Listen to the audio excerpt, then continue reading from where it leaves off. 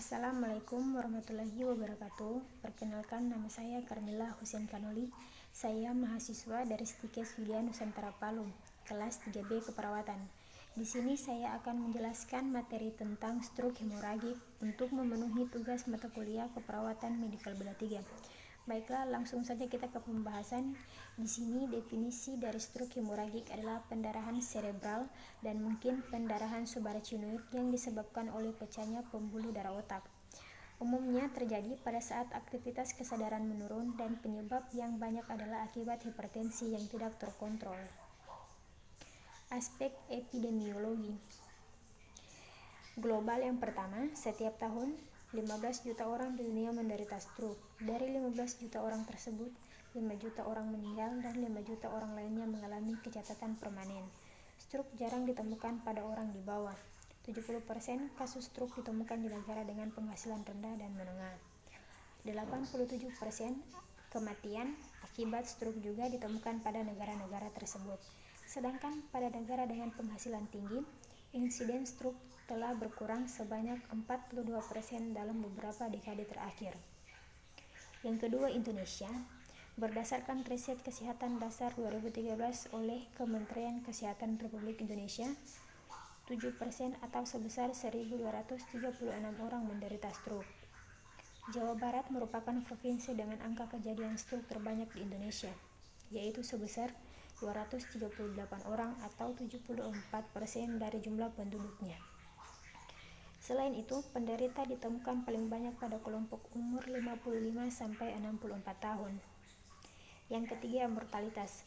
Berdasarkan WHO, stroke merupakan penyakit dengan angka kematian tertinggi kedua di dunia dan ketiga dalam menyebabkan kecacatan. Berdasarkan laporan pola penyebab kematian di Indonesia dari analisis data kematian 2010, penyebab kematian tertinggi adalah stroke sebesar 17,7%. Di sini etiologi. Yang pertama hipertensi, yang kedua AFM, arteriovenous malformation.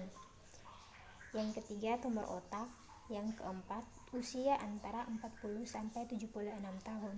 Yang kelima kebiasaan hidup, merokok, alkohol, dan obat-obatan. Yang keenam penyakit jantung, yang ketujuh diabetes mellitus, dan yang terakhir adalah keturunan. Di sini patofisiologinya adalah pendarahan pada otak disebabkan oleh ruptur arterior sklerotik dan hipertensi pembuluh darah.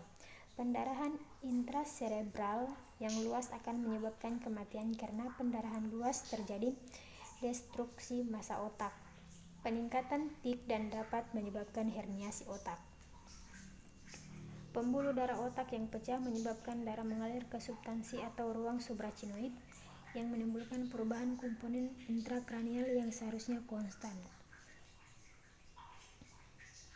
Adanya perubahan komponen intrakranial yang tidak dapat dikompensasi tubuh akan menimbulkan peningkatan tekanan intrakranial yang bila berlanjut akan menyebabkan herniasi otak sehingga timbul kematian.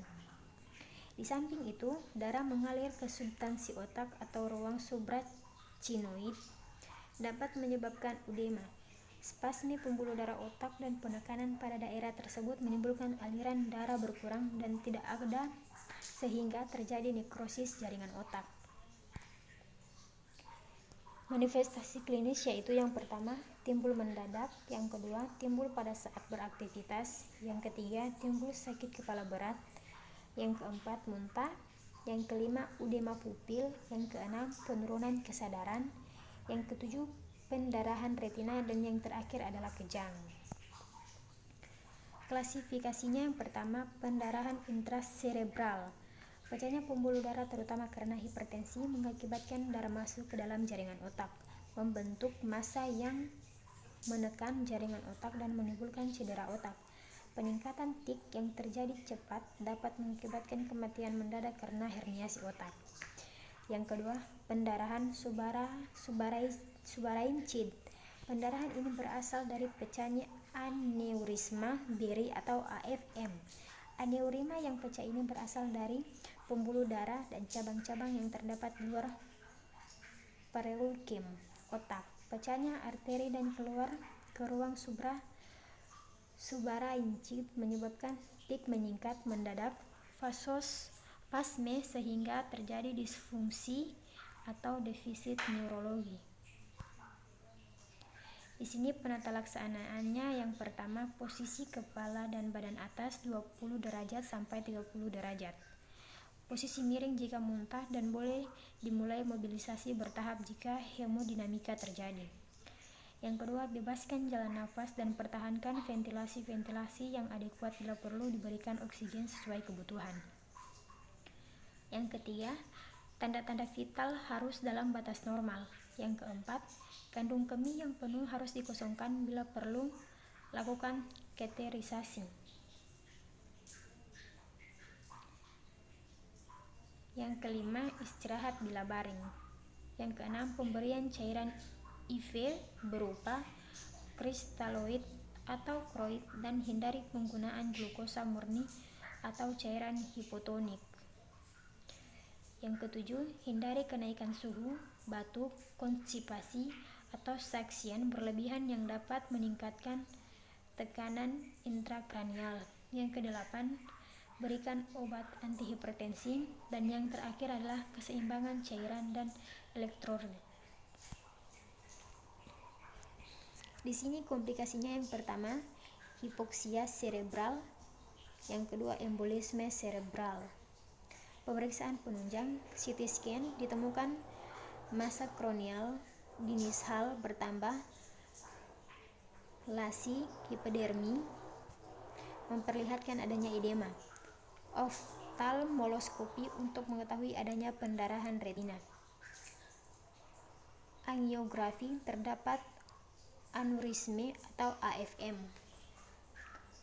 Lumbal fungsi, terdapat cairan cerebrospinal meningkat dan terdapat pendarahan. Warna merah 1000 mm derajat 3.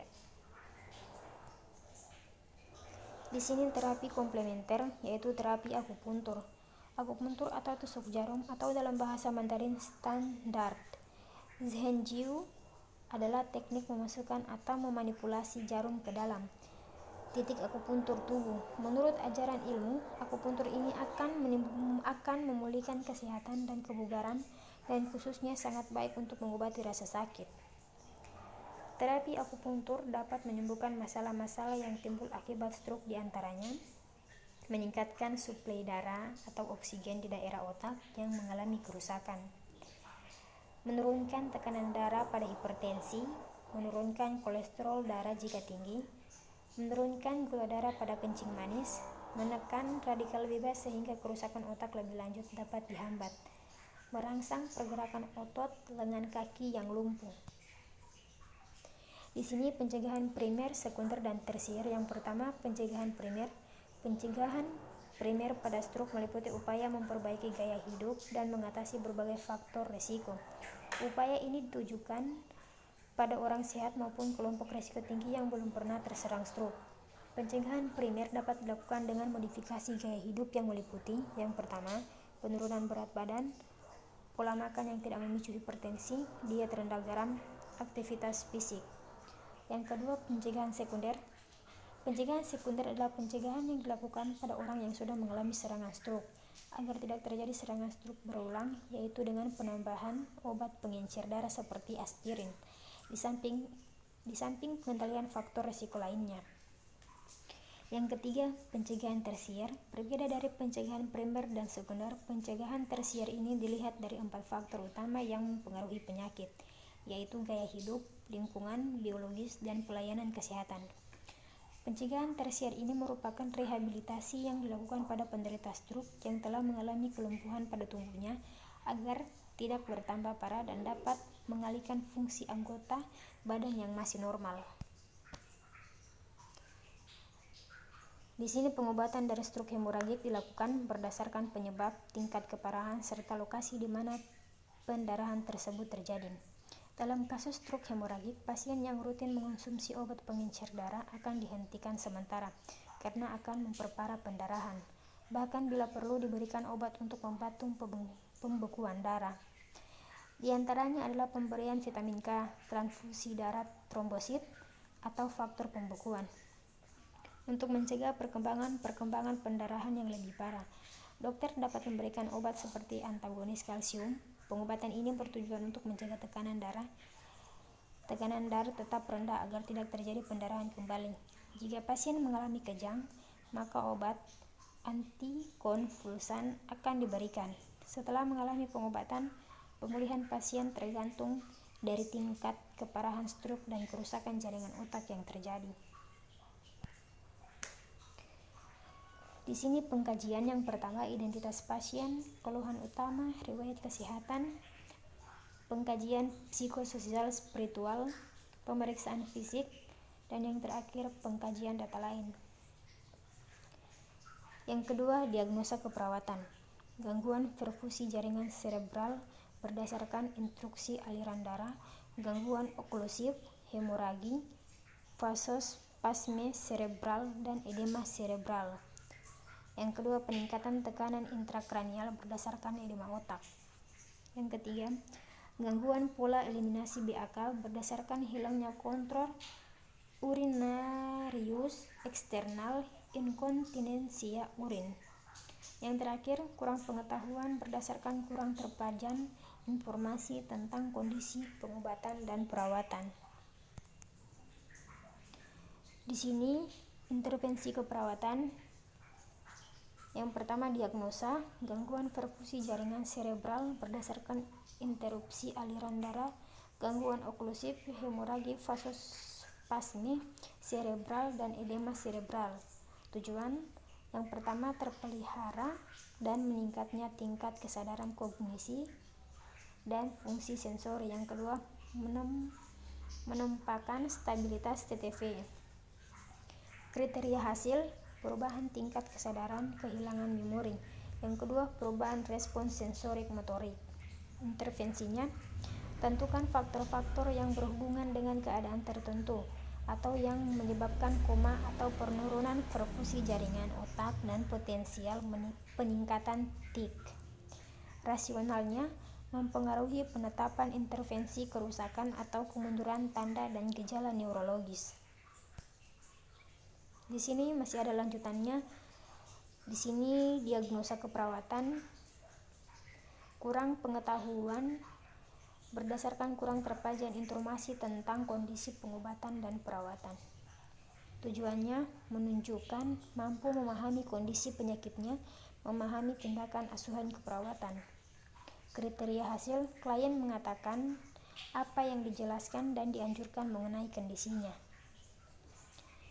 Intervensi: kaji tingkat pemahaman klien terhadap sebuah tindakan kesehatan. Yang kedua, jelaskan secara benar dan tepat tentang keadaan yang dialami klien. Rasionalnya, yang pertama, mengetahui pemahaman klien dan mencegah terjadinya kecemasan.